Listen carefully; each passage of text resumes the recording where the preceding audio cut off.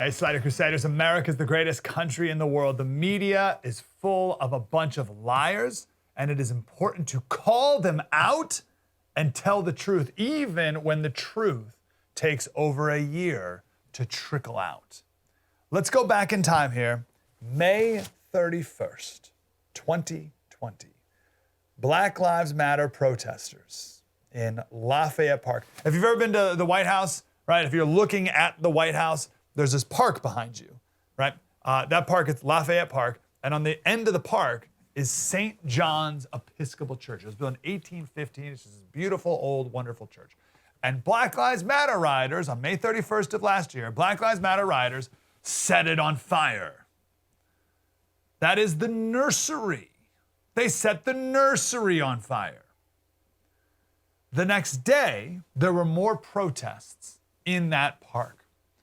But Donald Trump, the tyrant that he was and is, personally fired tear gas into the crowd of peaceful, innocent protesters, all so that he could pose with his Bible.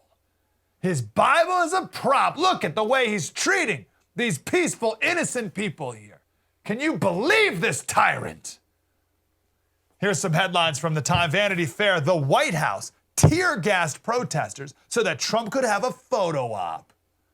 NPR, which you pay for, whether you like it or not, peaceful protesters, tear-gassed to clear way for Trump church photo op.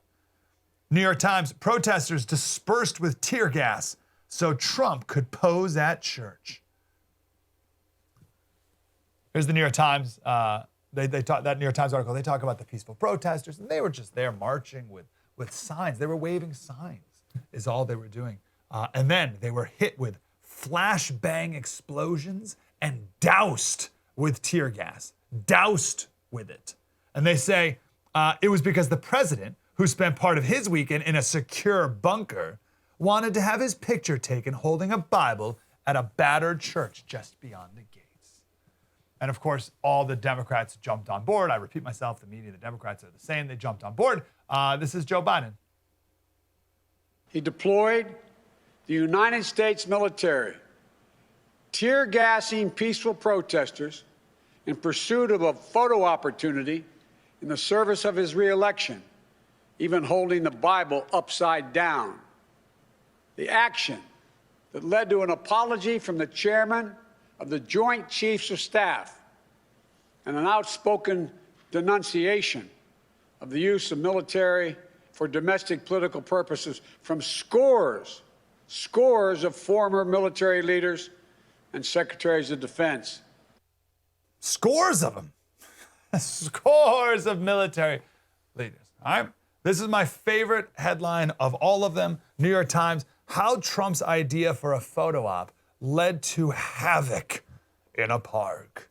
And the subheadline, when the history of the Trump presidency is written. Are you following? When the history of the Trump presidency is written, this clash with protesters may be remembered as one of its defining moments.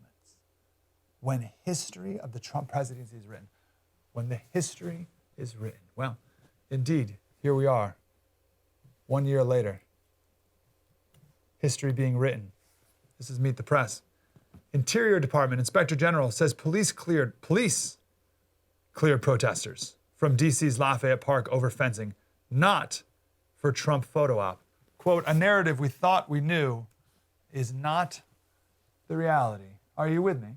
So the story went from Trump personally tear-gassing peaceful citizens, all for a photo op. And now, when the history of the presidency is written, the latest New York Times headline, Park police had planned to clear the area before Trump's walk to church, watch group says. Here's the Inspector General in his official report. The evidence established that relevant officials had made those decisions, U.S. Park Police had made those decisions and had begun implementing the operational plan several hours before they knew of a potential presidential visit to the park, which occurred later in the day. As such, we determined that the evidence did not support a finding that the park police cleared the park on June 1st so that the president could enter the park. For many, for scores, this was the last straw with Donald Trump. There were a lot of moderates, a lot of Republicans. Because of this moment, they couldn't take it anymore. They couldn't bear to publicly support the president any longer. And it never happened. Tear gas was used, yeah. But it wasn't used by the National Guard. It wasn't used by the park police. It wasn't used by the Secret Service. It wasn't used by anyone under President Trump's control. It was the D.C. police. It was the Washington, D.C. Police Department that did it. They did it under the command of the mayor of D.C. And as the Inspector General said, they planned to clear that park all day long. The president, his being there, they didn't even know about it, had nothing to do with it. This is the police department spokesperson. D.C. police under the command of the mayor, has no chain of command under the president and the White House at all. Individuals began throwing multiple objects at police officers, including an incendiary device attack that seriously burned and scarred the limb of a D.C. police officer. That's why they used the tear gas ultimately. They planned to clear the park all day. They ultimately used tear gas because the peaceful protesters threw an incendiary device and injured one of the officers. Not that peaceful, huh? Amazing. Not that amazing. Not that surprising if you've been paying attention. So, will the Washington Post, will the New York Times, NPR, Vanity Fair, all the rest, will every media outlet give a retraction? Will anyone who ripped on the president, will anyone who betrayed the president because of this apologize or admit they were wrong? Is anyone going to learn their lesson? Will anyone stop believing the first narrative that the media comes out with on anything now moving forward? No? No lesson learned? Just going to keep doing the same act over and over forever?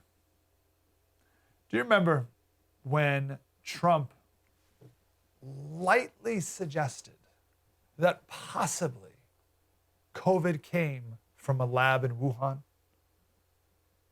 And he was mocked and called a racist. We know the latest with that now. Do you remember when Trump so gingerly suggested that maybe, he's like, I don't know, maybe we're going to look into it, possibly, one of the safest drugs in existence, hydroxychloroquine, might make a positive difference to people who have COVID? And he was just lambasted for it. He and hydroxychloroquine were slandered and just ripped to shreds. And I'll never forget the clip of President Trump. He's like, yeah, I mean, we're looking into this hydroxychloroquine. It could be potentially promising. And I don't know. We'll see. We'll see if it works. Oh, the press dangerous. And then remember the person ate fish tank cleaner and they blamed Trump on killing people, but right? Well, new study, hydroxychloroquine and azithromycin improved the survival of ventilated patients by nearly 200%. If only Trump had not come out in favor of hydroxychloroquine, then thousands of lives could have been saved. Trump derangement syndrome kills. Trump derangement syndrome kills. Now, you may be saying, Slater, this was a year ago. Now, stories like this matter because the truth matters. For you and me, it's just another lie from the left added to the pile, right? Like, we can do this all day, every day. But if you're able to take this story and spread the truth of it to people who maybe aren't paying attention, people who still fall for this stuff, this story right here could be an eye-opening moment for them. This was so built up. This one moment, this Bible photo op, tear gassing people, right? Using the military to tear gas innocent protesters. This was so built up as such a tyrannical thing that this president did. There are people you know, there are people in your family, there are friends of yours, coworkers, where this is for them like the pivotal anti-Trump moment. If you can share the truth of this moment, it could possibly be an aha moment for them. This could be a red pill moment. This could be the moment when they see the truth and they think, wait a second. What else have I been lied to about? And when they have that moment, all the unearned trust that they had in all the institutions around them comes crumbling down. And it's a beautiful thing to witness if you've never seen it before. We talked about it yesterday. Those who control the present control the past. Those who control the past control the future. Don't let the left rewrite history. Don't let them get away with their lies. Even if it takes a year for the truth to trickle out, don't let the moment pass. That Samuel Johnson quote that we shared yesterday, you must correct an error when you see one, because you do not know where deviation from truth will end. By the way, no one's been arrested for lighting that church nursery on fire. ATF has a $25,000 reward for any information on who did it. So the arsonists are going to get away with it. Don't let the media get away with it. Do you think we're out of the woods, though, with all that civil unrest, right? The fires, the protests, the riots. You think we're out of the woods? I think George Floyd, that was the end of it. That trial was the end of it. Nothing else will ever spark a riot again. I don't think so. I'm certain there will be more unrest. And it's going to be worse than the last go around. It has to be, because we're all addicted to this stuff, right? And as with any addiction, you need to ramp it up even more during the next hit. So the next iteration of this, it's going to be worse and worse and worse. It's going to get worse. It's going to be bad, but I'm prepared. My family's safe. Right now, right over there, we have a My Patriot Supply 4-week emergency stockpile of food. I think one good thing that came from COVID is no lefty, no anti-gun person can ever honestly come out anti-gun again.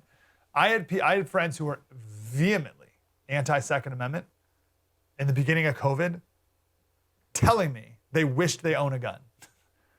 How can I go get a gun? The gun store, the line's too long. I can't get a gun. I need a gun. I want a gun. Right? I was like, oh, last week you felt very different. And it's the same thing. There's an end to laughing at people who have an emergency stockpile of food. Everyone understands it now.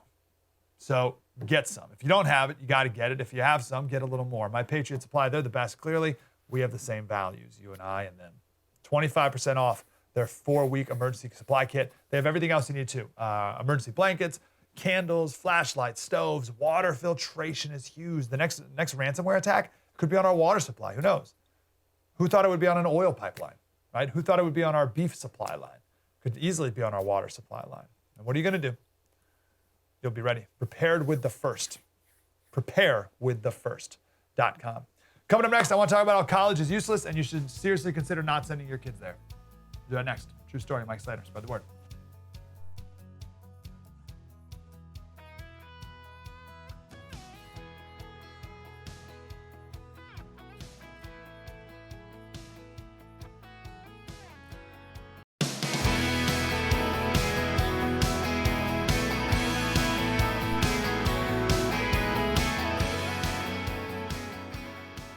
Hey, Slater Crusaders. Part of the COVID relief package, one of the original COVID relief packages, was you don't have to pay your student loans anymore. We're just pausing all payments on student loans. And that's about to come to an end.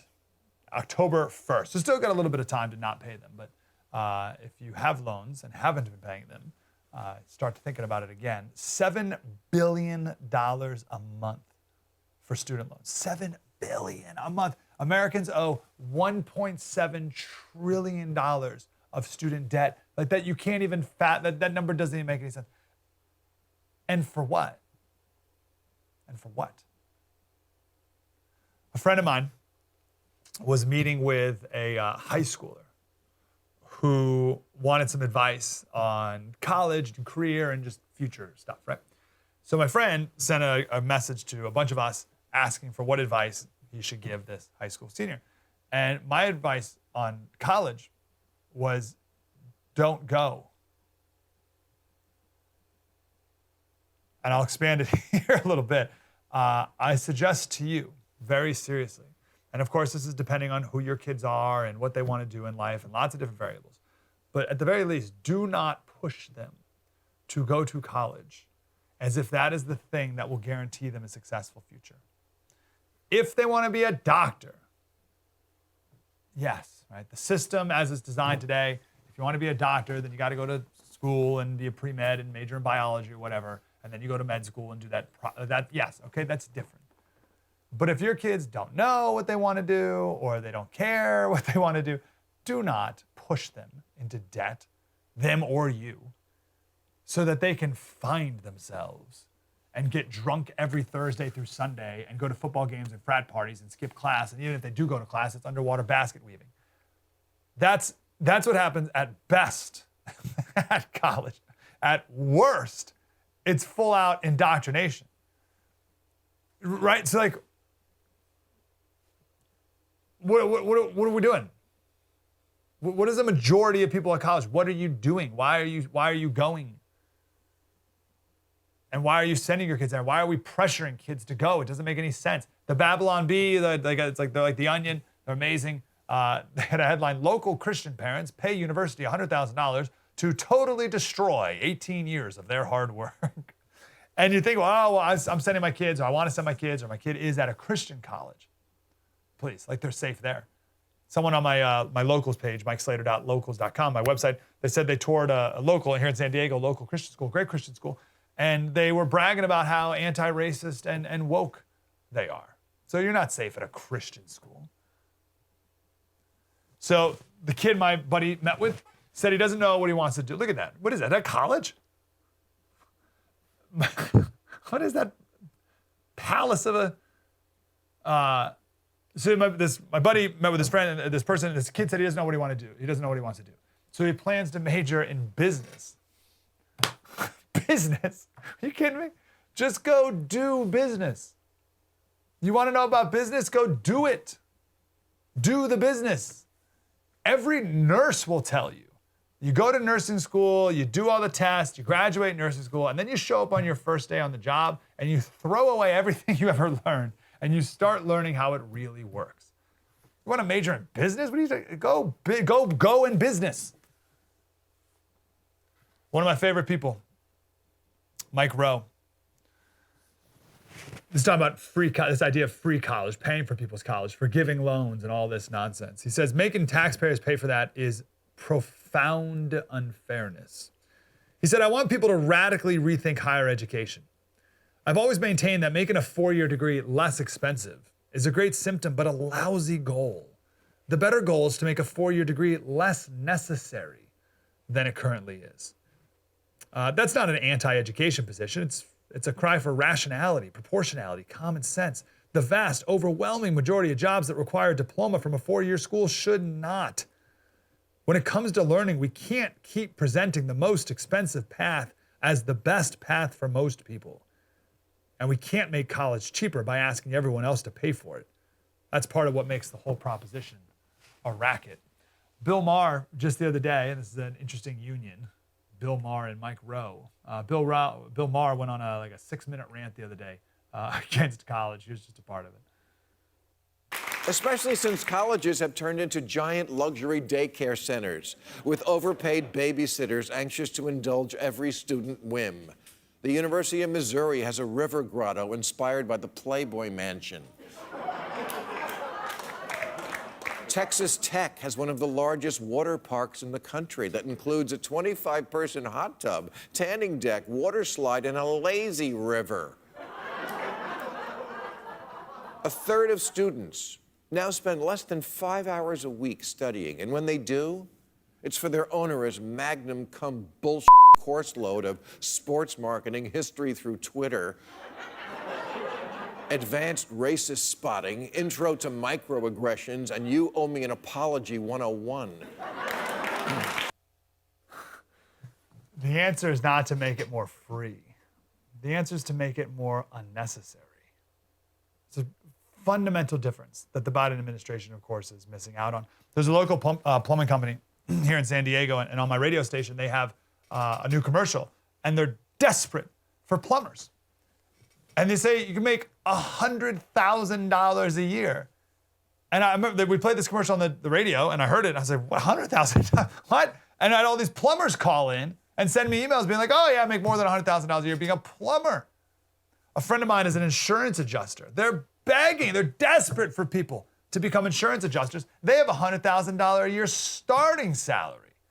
I said, $100,000, what are you talking about? So why are you having so much trouble finding people? He's like, well, we require a 4-year college degree. So why do you require He's like, I don't know.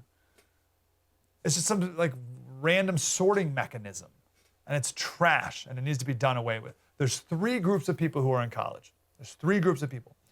20% of people in college are pre-med or science, and I'll throw in there some people who may be in the humanities who actually really want to learn and be researchers or whatever, right? That's 20%. 20% of people. 50% of people want to party, get drunk, go to football games, join a frat, and have the college experience. And then 30%, they have no idea what they're doing in their life. They don't know what to do, and this is just like the next thing. It's just like 13th grade. And maybe they'll figure out what they want to do when they're there, and it's only going to cost them a lifetime burdened with debt in order to find it. And they won't find it there. So why does this system even exist? I venture to say it exists because football. It's football and basketball. If you look at the highest paid employees, the highest paid state employees in every state, it's the football coach. Because the football programs are making a ton of money and they're employing all these people. It's a football league that kids go to and pay $100,000 to get drunk and watch in person and pretend to go to class in the meantime. Oh, and there's a couple pre-med people there who are actually doing things that are academic. That's all it is. So when Biden talks about free college for everyone, call out college for what it has become. It's a total and complete waste of time. It's completely unnecessary for almost everyone. And it happens to be the most expensive thing that some people will ever pay for in their entire lives. Oh, but don't worry, you can take out a loan. Take out a loan for it and pay it off for the rest of your life. Let me end with this here. Last week, we talked on the TV with Dr. Andrew Lewis.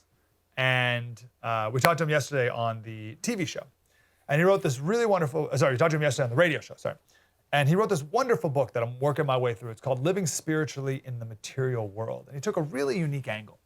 So from the 1600s, the first university was Harvard, I think in like 1636 or something.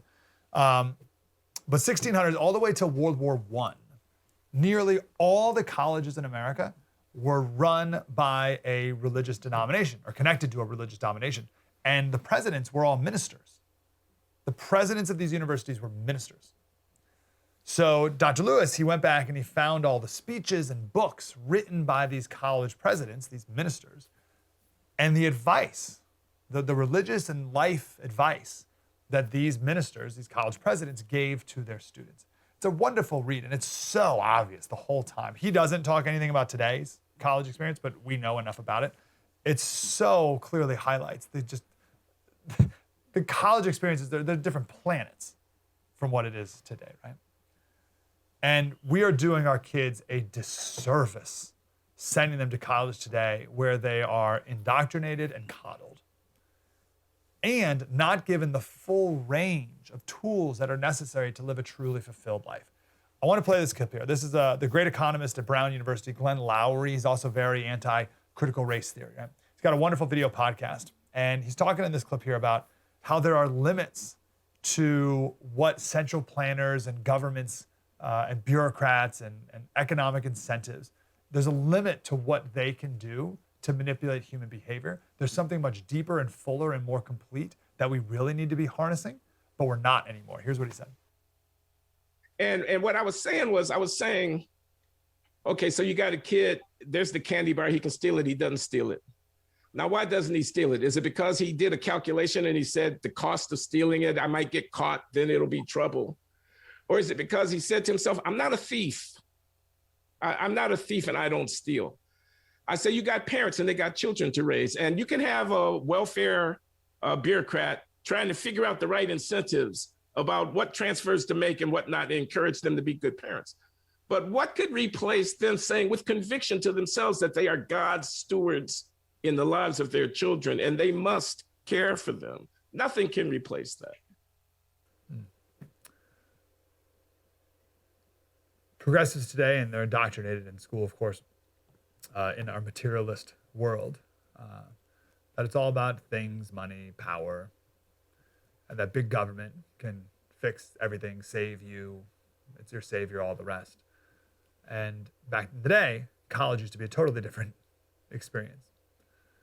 And the truth is, it's culture. The true story is it's culture and spirituality that drive good or bad behavior. We're not equipping our kids with that truth. But for $100,000, they can get really drunk at a frat party.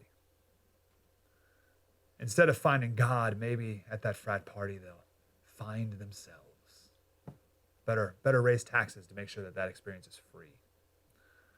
True story. Mike Slater, spread the word.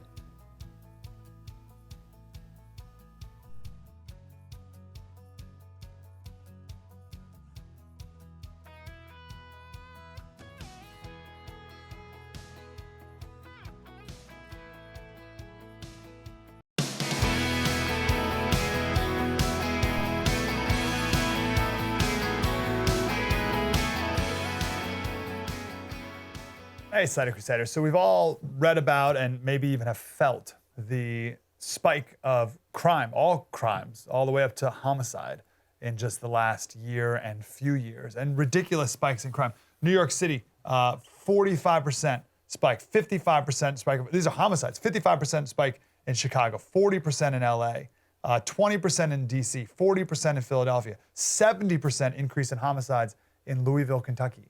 What in the world? Now, obviously, there's a bunch of different factors coming together here, but I hear it's still like a lot of people on the left be like, what's happening?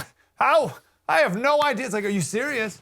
One of the biggest ones that people overlook, and we keep pounding on this show because it's so important, are the district attorneys. George Soros, years ago, decided to go out and spend tons of money to elect super far left district attorneys. In many cases, these guys are defense attorneys. They're supposed to be the prosecutors on behalf of you against criminals, but they're acting like defense attorneys on behalf of the criminals, and you have no one representing you. Now, in LA County, big LA County, 14 cities have voted no confidence for the LA County District Attorney, which is a wonderful step as this is leading towards a recall of him. But there's many of these rogue DAs all across the country, and it's getting worse if we don't pay attention to it and put a stop to it. Zack Smith is here from the wonderful Heritage Foundation. Zack, how are you, sir? I'm doing okay. Thanks so much for having me on, Mike. Good to talk to you. Now that I think about it, Gascon, he does have a recall against him. He's the LA District Attorney. There is a recall against him currently, right? Well, they're trying to gather enough signatures to initiate the recall process, essentially. They've gotten the go-ahead to start gathering signatures, and so that effort's underway in full swing. There's also gathering steam to get a recall petition going against Chesa Boudin, the rogue prosecutor in San Francisco. And then also there's momentum gaining in Fairfax County, right outside of Washington, D.C., to get a recall petition going against Steve Descano, who is the local district attorney there as well. Amazing. And do all these guys, and the women too, are they all the same? Like, do they all have the same philosophy and are they doing the same thing on the ground, or they all have their own flavor? Yeah, look, let's be clear. This is a national movement. They're being driven by these national organizations that are being funded and backed by liberal leftist billionaires like George Soros, like Brian Moskowitz and Carrie Tuna, who made their money through Facebook. And unfortunately, these liberal billionaires have set up several organizations such as Fair and Just Prosecution. They've funded real justice PACs around the country. And so they are pushing out their radical ideology through these local district attorneys. And so while there is some local variation, let's be clear, this is a national movement being funded by leftist liberal billionaires. Who are those last two people you mentioned, the Facebook people? Brian Moskowitz and his wife, Carrie Tuna. Brian made his money through Facebook. They have partnered with George Soros in backing many of these radical DAs, and they are funding many of them themselves through several of their organizations and entities. All right, give me an example of something that a DA is doing or not doing that has led to an increase in crime. Yeah, look, they're not prosecuting crimes. In many of these cities, they've said there are whole swaths of the criminal code they will not prosecute. So, for example, in Boston, Rachel Rollins, the rogue district attorney there, she has a list of 15 crimes you can now commit and that she won't prosecute. And this is repeated across the country. And in many places, these rogue DAs aren't prosecuting what they call victimless crimes. They consider things like simple drug possession, even possession with intent to distribute in some cases, simple theft, prostitution, and a host of other crimes to be, quote, victimless crimes. But that's absurd, and you don't have to look any further than San Francisco to see the results of these policies. You know, news came out recently that 17 Walgreens locations in San Francisco are leaving the city because the company can no longer bear the cost of theft that takes place on a daily basis there. Theft that the local prosecutor, Chesa Boudin, won't prosecute. And so, unfortunately, what you see in many of these cities is the poorest members of the community, it's the minority members of the community that bear the brunt of these rogue radical policies. And, you know, unfortunately, the poorest members of the community are the ones least able to bear these consequences. Good point there. Let's talk about the consequences. So we'll stick with Boudin in San Francisco. So Sure. there was a story the other day, which, by the way, everyone needs to know the story of Chesa Boudin. The 10-second version is both of his parents were participated in an armed robbery of a armed, like an armored car, armored truck, and resulted in the death of one of those security drivers and two other police officers in the high-speed shootout chase that it was in the end. The dad got life in prison. The mom was like up to 25 years. He was raised then by Bill Ayers and Bernadette Peterson of the Weather Underground. He was a Marxist, like his grandfather was a Marxist. He then worked for Hugo Chavez down in Venezuela, and now he's the DA of San Francisco. Like, what? Like, that's the craziest story ever. Anyway, there's a story of some kids who carjacked a 78-year-old woman, and Chesa said, we're not gonna press any charges. And there's stories like that all the time. So obviously you have the victim, the older lady who got carjacked, but what message does that send? How do criminals respond to that then results in more crime down the road? Well, you don't have to be a rocket scientist to see the results of that. If criminals realize they're not going to be prosecuted, crime's going to go up. And unfortunately, you know, you mentioned the victim in that story. Repeatedly, we have heard from victims in many of these cities where rogue prosecutors are in charge that the victims are being forgotten. And that, unfortunately, no one's listening to their stories, no one's listening to their concerns, and they feel like no one's attempting to seek justice for them or their loved ones who are victims of violent crime. So George Gascon out in Los Angeles, he's no longer allowing his prosecutors to attend parole hearings, to argue against release, make sure the parole board has full and accurate information. And so do you know what happened there, Mike? Victims' families are going alone to these hearings. And in one case, the mother of a murder victim, George Gascon's office just sent her the entire case file that included graphic details of her son's murder, that include pictures of her son who had been stripped naked, beaten, and dragged through the street by a gang before he was murdered. And Gascon just sent it to her. And she had to go through this information by herself while attending a parole hearing, which is something that no mother should ever have to do. And to hear that story, to hear the story of other victims and their family members, it's heartbreaking and it's outrageous, to be honest. Again, it's the DA's job to do that. It's a defense attorney's job. Right? These guys are Chesa Boudin's a defense attorney, and I think the LA guy is too. He's a defense attorney, but they're not. They're acting like it as opposed to prosecutors. Who's this Krasner guy in Philadelphia? Yeah, Larry Krasner. He's the road DA in Philadelphia. He's a defense attorney as well. And to your point, Mike, he's even said explicitly, well, now I'm like a defense attorney, but with power.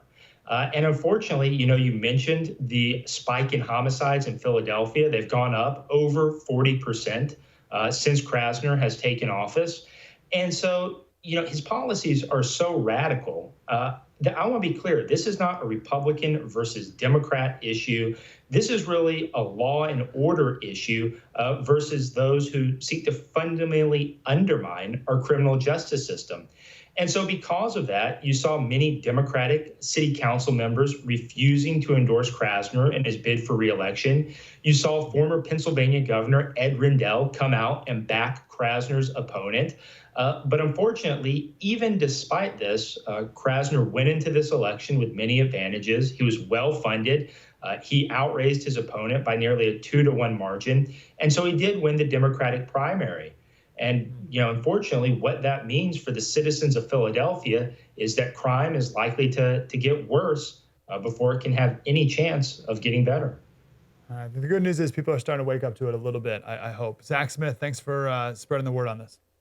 Of course. Thanks for having me on, Mike. Appreciate you, man. Yeah, dude. Zack Smith from Heritage. There's a ton of factors that go into increasing crime, right? I mean, we talked about the 4 things that limit human behavior. It's God, conscience, culture, and law. And the left has systematically removed each and every single one of these. And these DA races are the systematic removal of the law. What do you think is going to happen after that happens? Don't let them get away with it anymore. Pay attention to these DA races. True story. Mike Slater. Coming up next, we'll talk about aliens. Spread the word.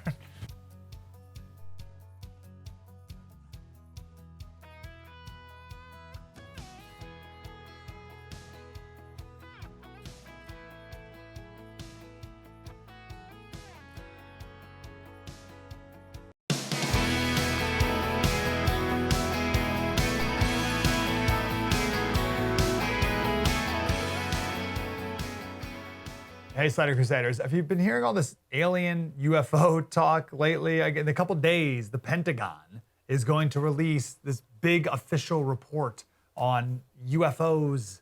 I haven't been paying a lot of attention about it or on it, but when I think aliens and I think UFOs, I got to go to Brandon Weichert. We got access to him, big alien guy. He's in his Nevada bunker right now, nearby Area 51, monitoring activity in and around the airspace of Area 51. Here's our guy, Brandon Weichert, author of Winning Space, How America Remains a Superpower Against the Aliens. I added the against the aliens, but that's what it's about. He doesn't say it, but we all know what he's getting at. Brandon, what's up, brother? How you doing? Thanks Good, for man. that very different intro. So what are we doing with this?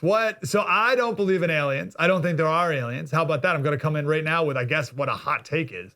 I think these UFOs are I don't think it's little green men. Okay. So what is a UFO then that the Pentagon now all of a sudden is admitting to? Right. Well, I think you notice how they use the term unidentified aerial phenomenon, UAP, because they want it to sound a little bit more professional than UFO. Okay. It's certainly possible. Anything's possible that it's something like that. But I think the more probable explanation is that this is exotic technology of a human creation, whether it be hopefully something that we're developing or, God forbid, something the Chinese or Russians have developed. I think those are one of the 2 main kind of options here. I don't think it's the Klingon Empire coming down to strike fear in us. Yeah, and just to zip by and then leave. So what could it be? And so I'm casually paying attention to this, but I'll see like a video recording of like guys in an F-16, Americans, right, who are like, what's that? And you're like, I don't know. And so like, what could American guys in fighter jets be seeing that's unidentified? Well, it's very telling that most of some of the most compelling sightings from the military over the last 15 years have happened in known military restricted airspace. So there's your first clue. Unless the aliens have our maps and they know, what parts of the coast or what parts of the mainland American desert are off limits to civilian craft, there's your kind of first image of probably what's at stake. It's probably some kind of human experimental technology testing it on what is considered to be America's best trained pilots, sailors, airmen, Marines, as well as some of the best equipment in the world, top tier stuff. The thing about these sightings is what makes them compelling is that it's top tier military, well-trained eyewitnesses paired with a very compelling sensor telemetry. So we know it's something extraordinary. It's not a radar blip. It's not a mistake. But is it aliens? Probably not. We know going back the last few years, the so-called UFO patents at the Patent and Trademark Office that were put there by the U.S. Navy, Dr. Salvatore Pace, PAIS, working with the Navy to develop the inertial mass reduction drive, which if it works according to the patents, if it does work, would allow a vehicle to travel in sort of extraordinary physics-defying ways, trans-median flight, meaning it can traverse seamlessly from the air to space to the ocean. And that seems to be what these UAPs that have been recorded by the military, that's the kind of capability they're demonstrating. And we know also that there is a real high-tech race going on between the United States and China. Wherein China may have actually leapfrogged us in several respects, like in hypersonic technology. China now has the most sophisticated hypersonic wind tunnel that allows them to test bigger devices, and with their mass production capabilities would allow them to build out a large arsenal of advanced hypersonic craft that we have very little defense against, not just in terms of our bases overseas or our ships, but at the homeland as well. We wouldn't be able to defend our country necessarily with existing technology against a Chinese hypersonic surprise attack. There's no reason why we should discount the possibility that China has developed or leapfrogged a technology that we don't have, or that we're developing a technology in secret that the public doesn't know about. Remember the stealth bomber? We didn't know about it till the early 90s, late 80s, but we know for a fact that they were developing this technology, building it out, going back to at least the late 1970s. So Really? we can't discount those possibilities. Wow. How fast is hypersonic compared to what we're currently capable of now? On the order of tens of thousands of times faster of what than what we can do. What are you talking about, Brandon? Now I think you're an alien. What do you mean? If you told me, twice as fast as the speed of sound, right? Sonic boom. I'd be like, oh, that's crazy. Tens of thousands of times. We don't have in our arsenal, our fighter jets can't, it's very difficult for them to reach near the speed of sound. They can't maintain it. We're talking about vehicles that would be operating beyond that, and they would easily maintain those speeds. So basically, you call Domino's or Pizza Hut or Papa John's, and they can get you a pizza within half an hour to your home. Beijing could call up a hypersonic attack on the mainland United States, launch that vehicle from anywhere in China, and then that hypersonic glide vehicle with a weapon could reach the mainland United States in under half an hour, possibly quicker than it takes for Domino's to get their pizza to you. So, and we don't really have a defense against it. The only thing we can really do is build out our own arsenal of hypersonics. We're trying to do that, but we're behind. We're behind. Yeah, so that's the next race. So it's not necessarily a more powerful weapon, because how much more powerful can you get than a hydrogen bomb, right? So it's the speed to get it there. It's the and the ability to stop speed. it. Wow. Right. Yeah, okay, very interesting. I want to go back to that patent. What's that patent you were talking about? We only got like 2 minutes, although we could talk about this forever. So they're nicknamed in the press UFO patents because they're literally technologies that mimic UFOs. And so Dr. Salvatore Pace, when he worked for the Navy's Strategic Science, SSP office, he also demonstrated this capability for NAVAIR, which is a very elite warfighting unit for the Navy. They put these patents through the PTO. The PTO didn't want to process them because they thought they were a joke. The Secretary of the Navy had to call the PTO office and say, no, this is real. We've built up prototypes. And by the way, we're doing it because we think China's doing something similar. And so we're talking about gravitational waves, EMP devices, stuff that is science fiction becoming science fact, exotic technology.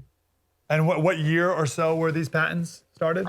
They were discovered by the media in 2019. Going back the last decade. Oh, so recent. Oh, yeah, so very, very recent. Okay, yeah, very good. All right, well, Brandon, I've gone from goofing off about aliens to now properly concerned about China and hypersonic speed. So that's right. Thanks for that. Winning Space. You need to read the book, though. It's wonderful. Winning Space: How America Remains a Superpower. Brandon Weichert. Thanks, Brandon. Appreciate you, man. Thank you. There you go. True story. Mike Slater tomorrow. The woke of Wall Street. Why and how big businesses have gone so woke and what we can do to stop and push back. True story. Mike Slater, spread the word.